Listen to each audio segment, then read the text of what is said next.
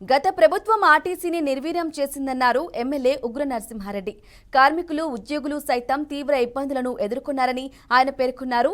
ప్రకాశం జిల్లా Kanigiri RTC depot ప్రాంగణంలో photo right app కొత్త బస్సులను ఎమ్మెల్యే జెండా ఊపి ప్రారంభించారు. సీఎం చంద్రబాబు పాలనలో ఆర్టీసీకి తిరిగి మహర్దశ వస్తోందన్నారు. కాలం చెల్లిన బస్సుల స్థానంలో కొత్త బస్సులను ఏర్పాటు చేస్తామన్నారు.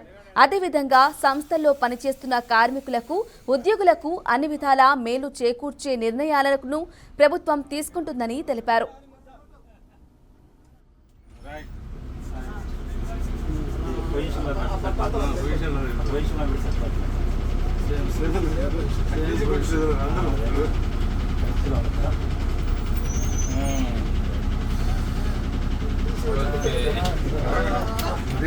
దిగండి